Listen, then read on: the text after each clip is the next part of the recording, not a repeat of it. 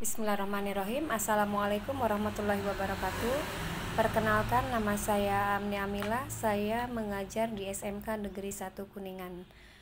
Nah, permasalahan yang muncul ketika dalam kegiatan belajar mengajar, yaitu peserta didik itu ada mengalami kesulitan dalam menyelesaikan soal fisika.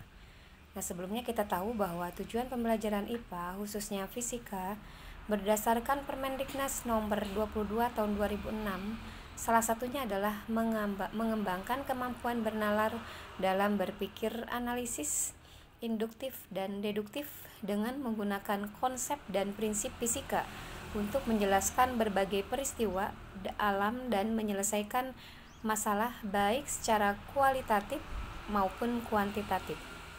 Nah, untuk mencapai tujuan tersebut, dalam pembelajaran fisika, siswa atau peserta didik ini diharapkan tidak lagi mengalami kesulitan dalam menyelesaikan soal fisika.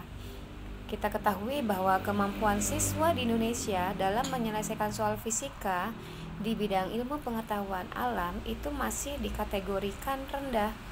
Rata-rata peserta didik Indonesia hanya mampu menyelesaikan soal tanpa pengembangan, yaitu pada level 3 ke bawah dari 6 level soal yang tersedia. Menurut survei PISA atau Program for International Student Assessment tahun 2015 menunjukkan hasil yang tidak jauh berbeda. Indonesia hanya berada pada urutan ke-34 dari 37 negara dalam hal menyelesaikan soal. Hal ini menunjukkan bahwa siswa Indonesia masih mengalami kesulitan dalam menyelesaikan soal. Nah, proses pembelajaran ada beberapa hambatan yang biasa dialami oleh peserta didik. Salah satu diantaranya yaitu siswa mengalami kesulitan dalam menyelesaikan soal fisika dalam bentuk pemecahan masalah. Menyelesaikan soal fisika diperlukan langkah-langkah yang sistematis agar penyelesaiannya mudah dan terarah. Pemecahan masalah merupakan satu cara belajar yang dianggap efisien. Salah satunya yaitu dengan menggunakan pemecahan masalah. Nah, menurut Heller dan kawan-kawan, tahun 1991 ini mengajukan langkah pemecahan masalah dalam menyelesaikan soal. Itu ada 5 tahap, yaitu yang pertama memvisualisasikan masalah, yang kedua mendeskripsikan fisika, yang ketiga rencana solusi, yang keempat menjalankan rencana, dan yang kelima memeriksa dan mengevaluasi. Berdasarkan pengalaman mengajar fisika di SMK Negeri 1 Kuningan, masih banyak memang siswa yang belum mencapai KKM. Kompetensi kelulusan minimal untuk mata pelajaran fisika itu sendiri adalah di 70. Siswa masih mengalami kesulitan dalam menyelesaikan soal dalam bentuk memecahkan masalah dari berbagai kasus dalam konsep fisika. Nah, sedikit solusi untuk mengatasi hal tersebut diantaranya yaitu yang pertama tes.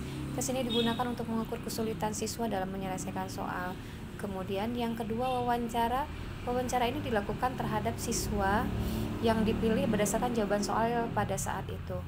Kemudian dalam kegiatan belajar mengajar, mengaitkan materi yang akan dipelajari atau didiskusikan dengan bahan yang sebelumnya agar ada keterkaitan antara satu konsep dengan konsep yang lain.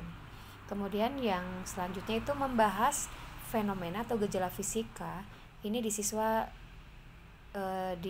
diharapkan untuk bisa menyebutkan besaran-besaran terkait fenomena tersebut, yang mana sebelumnya siswa itu dikelompokkan dalam beberapa kelompok, kemudian diberi kesempatan untuk setiap kelompok mempresentasikan hasil diskusi kelompoknya, dan kelompok yang lain diminta untuk menanggapi dari kelompok yang tampil mempresentasikan hasil diskusi kelompoknya.